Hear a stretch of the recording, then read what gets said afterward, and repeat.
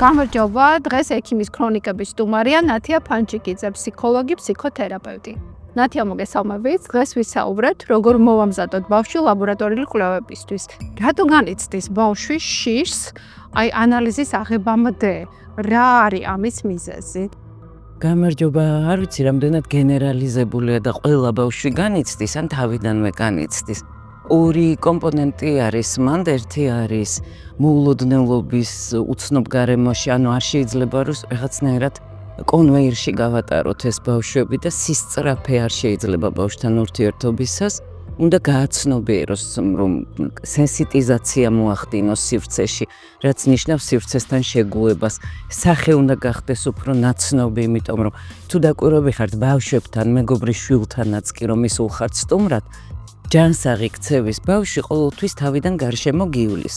თუ რა თქმა უნდა, როგორც მე ვხუმრობ ხოლმე, ძალადობის მსხვერპლი ბავშვი არ არის, ძალადობის მსხვერპლ ბავშვებს ვეძახი, ზედმეტად ზრდილობიან ბავშვებს. და გარშემო გივლის გაკვირდება და თუ მოეწონე, მე ნელ-ნელა გიახლოვდება, ან თავის სათამაშო მოაქვს შენთან, ან ნახატს გაჩვენებს და ამით შეგიპატიჟებს უკვე თავის სამყაროში და განიშნებს, რომ სასიამოვნო ადამიანი ხარ. სანამ აქამდე არ მივალთ, ბავშვისთვის უცნობი ნებისმიერი ადამიანი, რომელიც საკოცნელოთაც კი შეიძლება გაიწიოს, შეიძლება შემაკრთობელი აღმოჩნდეს, ასაკსაც გააჩნია, ხო, როცა უკვე უცხოობას დაიწყებს. მეორე არის გამოცდილება, დასწავლილი შიში, რომ თუ კი ბავშვს მაგალითად უღალატეს, ეთამაშებიან, ართობენ და უცებ უჩხვლიტეს მოულოდნელად. ეს არის საშინელი ღალატი, რომელიც გულისხმობს როგორც ზურგში რო დანაჩაგირთყამს ადამიანისთვის, რომელსაც უცინი. ამიტომ ბავშვი აუცილებლად უნდა იყოს ინფორმირებული, აუცილებლად მან უნდა ბავშვს ძალიან უყვართ ექიმობანას თამაში, განსაკუთრებით ცოტა დიდებს. რა თქმა უნდა, თვეების ბავშვს ჩვენ ვერ ავუხსნით ეხლა რა უნდა მოხდეს, მაგრამ ძალიან მნიშვნელოვანია, რომ ბავშვს, რომელსაც უკვე ლაპარაკი შეუძლია, გაითამაშოს თუნდაც ექიმობანა, მასაც ვაჩუქოთ რაიმე ინსტრუმენტი და დავუთმოთ ყურადღება იმდენი, რამდენიც სჭირდება.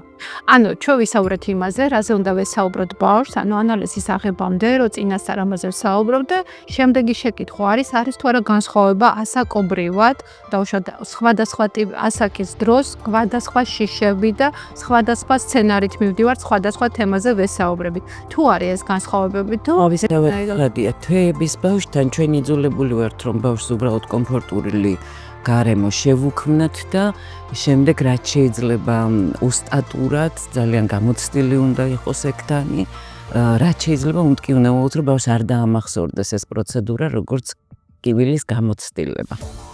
როდესაც ბავშვმა უკვე ლაპარაკი იცის, მას აუცილებლად ვეთამაშებით იმდეს, რამდენი საჭიროა, მას კიდევაც ვაჩვენებთ, შეიძლება ცოტათი ვუწკინოთ და უთხრათ, რომ ეს ზუსტად ამ დონის რამე სიმარტ ის უნდა იყოს მდობით გამსჭვალული, რომ რაც უთხრეს, ზუსტად ის დახვდა. და როდესაც უკვე მოზარდებში გვხვდება შიში ან ზრდასრულ ადამიანებში, ეს ნიშნავს იმას, რომ ბავშვობაშია შეცნობები დაშვებული, ან ზოგჯერ არის ფსიქიკის ისეთი პოზიცია, როდესაც განსაკუთრებით ეშინიათ ადამიანებს სხეულის მთლიანობის ისეთი მარტივი დაღვევისაც კი, სხეულში შეღწევის ისეთი მინიატურული რამისაც კი, როგორიც არის ჩხვლეტა, ეს კიდევ არის ერთგვარი ფსიქიკური პოზიცია, მაგრამ თუ კი უშუალოდ ანალიზების აღების შიში შეუნარჩუნდა ადამიანს, მაშინ ეს ბავშვობის გამოცდილება. და ჩვენმა ტვინმა იცის დამახსოვრება ტკივილის არაობიექტურადაც შეუძლია, რომ სანამ უჩხვლეთ, მანამდე ეთკინოს, თუ კი დაიმახსოვრა ეს განცდა. ნათია, რა როლი აქვს მშობელს, როცა შეყვება ბავშვს ლაბორატორიული კვლევის ასაღებად, მისი ქცევა, მისი ემოციური სტატუსი, რა რჩევებს მისცემდით, მას როგორ უნდა მოიქცეს კვლევის აღების დროს? არა მხოლოდ მშობელს, არამედ ექთანსაც. თავარი არის, რას ასხივებ შენ და არა ის, რას ლაპარაკობ, იმიტომ რომ შეიძლება ძალიან სწორ სიტყვებსაც ამბობდე, მაგრამ ყოველთვის მნიშვნელოვანია შინაგანი აქტი, რომელსაც ჩვენ აღვიქვამთ ემოციურად და ამ ემოციას აღვიქვამთ უფრო უშუალო შეღწევით, ვიდრე იმ სიტყვებს, რომლითაც ვეკონტაქტებით ბავშვს. თუ თვითონ მშობელი არ ასხივებს სიმშვიდეს იმ პროცედურის მიმართ და რწმენას, რომ ეს პროცედურა საჭიროა, აუცილებელია, ასეთ შემთხვევაში როგორც არ უნდა ვამშვიდოთ ბავშვი, ალბათ ხშირად მოგისმენიათ თითქოს და მოფერებითი სიტყვები, ისეთი აღგზნებული წიწინით თუ რაღაცნაირ გაფართოებული თვალებით, რომ პირიქით შიშგრის მიუხედავად იმისამ, რომ სიტყვებამდე ვეღარც მიდიხარ. რას ამბობს აღარ არის მნიშვნელოვანი, მთავარია რა განცდით ამბობს და რა განცდას ღურის შენში ადამიანი. და ბოლოს რაც მინდა გითხოთ, თვითონ ლაბორატორიებს რა რჩევას მისცემთ დიაგნოსტიკურ ლაბორატორიებს, რა გარემო უნდა დაგვდეს ბავშვს, მშობელს იმისთვის, რომ აი ეს სიმშვიდეს უფევდეს ამ კვლევის აღების დროს. აუცილებლად ფერადი და ბედნიერი. ბედნიერ ფერებად ითვლება მაგალითად ფორთოხლის ფერი. რა თქმა უნდა, ძალიან დიდხანს ცხელ ფერებში ყოფნა პირიქით ზედმეტ აღგზნებას იწვევს.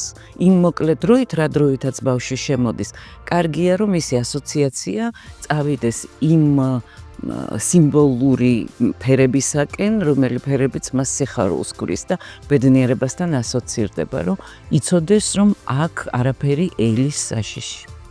ნათია მადლობა სტუმრობისთვის, მაყურებელს შევახსენებ, ჩვენი სტუმარი იყო ნათია ფანჯიკიძე, დამატებით კითხვებისთვის მოგწერეთ კომენტარებში.